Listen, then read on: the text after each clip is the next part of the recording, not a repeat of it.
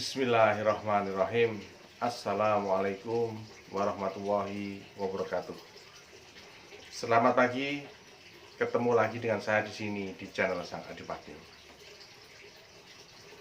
Berbicara mengenai gagal ginjal, apalagi cuci darah, pasti saja kita akan bertanya-tanya, apabila ada orang yang sudah positif divonis, dikatakan dia gagal ginjal dan harus menjadi cuci darah, sebenarnya apa yang perlu persiapan? Baik, di sini saya berusaha mengupas itu dengan kacamata saya, dengan apa yang saya rasakan, apa yang saya alami, dan apa yang orang-orang sekitar saya kerjakan. Yang pertama kali adalah kesiapan mental. Siap mental, benar-benar siap bahwa kita menjadi orang yang cacat. Artinya cacat, ginjal kita yang sebenarnya semua manusia itu harus diharapkan ginjalnya normal. Nah, ketika ada seseorang yang ginjalnya kurang sempurna, kurang berfungsi dengan baik, sehingga memerlukan bantuan mesin, maka sebenarnya kita itu sudah sedikit cacat ya. Artinya seperti kayak mata itu juga cacat. Terus mungkin alat bantu dengar, ya itu juga termasuk, kalau dalam kacamata saya itu termasuk cacat. Jadi kita harus sadar, kita tahu diri, kita menyadarinya bahwa kita itu memang orang yang berbeda dari orang-orang sekitar kita. Kita siap mental, kita jalani hidup meskipun kita punya kekurangan ya, punya kekurangan, ginjal tidak berfungsi dengan baik, entah itu kurangnya 10% atau kurangnya 90% atau kurang berapa, yang jelas kurang berfungsi dengan baik. Kita siap mental. Dan misalnya ada yang orang yang membuli karena namanya orang cacat, orang kurang itu kan banyak yang mengolok-olok, misalnya diolok-olok. Yuk, santai saja, ya, kita harus siap mental. Entah itu mengolok-olok dengan cara yang halus, mengolok-olok dengan cara yang seperti guyon tapi mencekit, harus siap mental. Siap mental itu. Sehingga di kemudian hari kita pun bisa menjalani kehidupan dengan wajar, dengan mengatakan saya ini wajar. Saya adalah orang normal dengan keterbatasan karena ginjalnya kurang berfungsi dengan normal. Normal tapi kurang normal, atau istilahnya ya paranormal, setengah normal. Yang kedua, ini juga tidak kalah pentingnya adalah support, dorongan, dukungan dari keluarga atau orang-orang dekat. Kalau sudah menikah ya dari pasangannya, kalau belum menikah ya dari orang tuanya ya. Kenapa orang tua itu dengan keluarga sangat penting? Karena justru sebagian besar orang yang gagal ginjal ketika divonis cuci darah pertama kali, itu yang menolak adalah keluarganya. Menolak karena seolah-olah malu punya keluarga yang berkebutuhan khusus, ya, istilahnya berkebutuhan khusus, karena bisa seperti orang normal kemana-mana terikat jadwal harus ke rumah sakit, atau misalnya harus memilih CAPD, itu pun terjadwal waktunya. Ya seperti saya juga terjadwal, sampai ada urusan dulu pernah penting sekali, saya sangat ingin sekali, harus saya batalkan karena saya harus dibatalkan, bukan saya sih kepengen tetap berangkatnya, tapi oleh pemerintah tidak boleh karena tidak istiqoah. Itu mungkin ada juga yang merasa malu, keluarga loh ya. Kalau saya sudah berjalan sekian tahun ya berjalan dengan menerima apa adanya.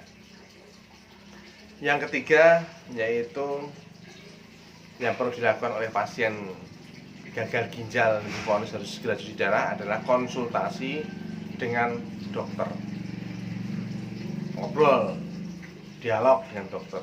Sebenarnya saya ini gagal ginjal kenapa? Saya akut atau kronis?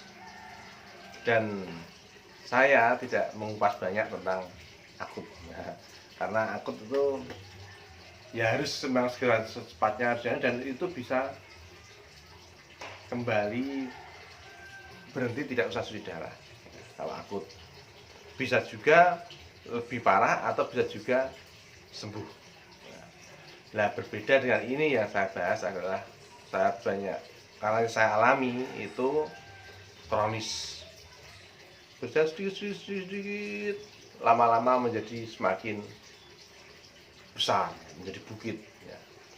Seperti ginjalnya pun seperti itu. Jadi dari semula fungsinya masih berkurang sedikit, lama-lama sampai ke terminal. Nah, maka saya bahas ini kenapa hubungannya dengan yang keempat. Begitu ada yang sudah dinyatakan kronis, gagal ginjal kronis, maka segera bersiap-siap untuk melakukan operasi avesan, arteri vena sambungan, itu arteri vena ya, atau ada juga yang mengatakan simino ya.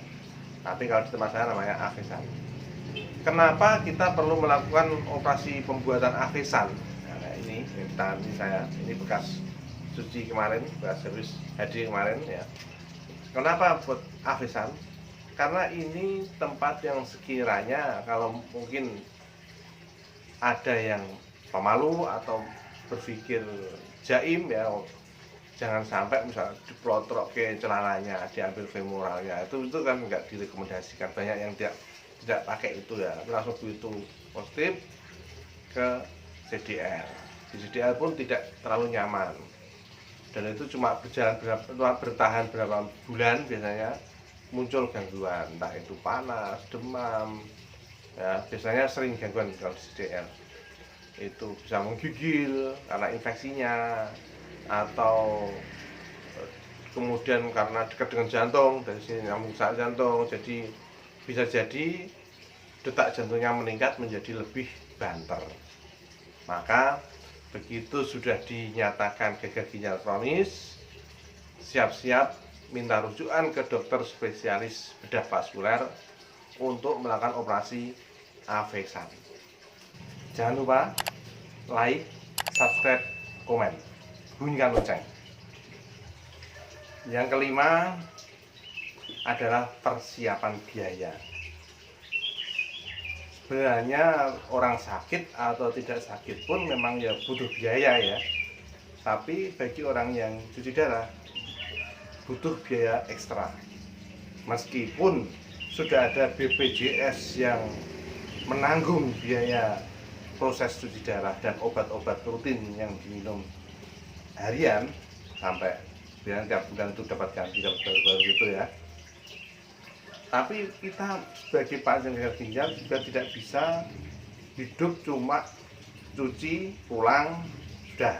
Nah, tetap pulang butuh makan, atau mungkin ketika pas cuci kita juga butuh suplemen yang dibarengi sama infus untuk menjaga agar tubuh tetap bugar, agar tidak ada keluhan-keluhan tambahan yang semakin parah.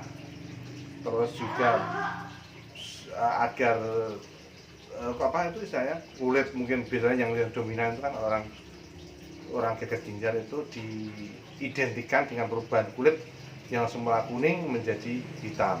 Nah, kalau saya terus terang ya memang dari dulu ya hitam seperti ini karena biasa orang pesisir ya.